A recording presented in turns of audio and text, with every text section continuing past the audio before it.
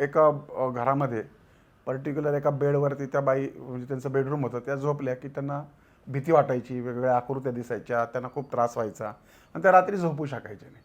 बरं, ही स्थिती कायमच असायची. ज्यावेळेस आम्ही वास्तू व्हिजिट केली, आमच्याकडे काही रॉड्स असतात, त्याच्यात तांब्याचे रॉड्स आहेत, काही हातावरती एनर्जी घेतली जाते आणि हे थोडंसं स्पिरिच्युअल पण शास्त्र आहे. तुम्हाला थोडासा इनर वाईज पण पाहिजे, तो असतो. म्हणजे त्याच्यात काही चमत्कार जादूटोणा नाही, तो प्रत्येक माणसामध्ये असलं सिक्स सेन्स म्हणतो सिक्स सेन्स.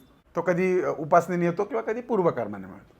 तर आम्ही खूप शोध घेतला, आमचे लावले, पण ते काही सापडायलाच तयार नव्हतं काही विषय. मग त्या दिवशी आम्ही तिथंच मुक्काम करायचं ठरवलं की नाही, आता हे तर शोधून तर काढलंच पाहिजे, कारण सापडत तर नाही आहे प्रॉब्लेम. मग आम्ही त्या दिवशी त्यांना सांगितलं की आज आम्ही इकडे थांबणार आहोत म्हणून.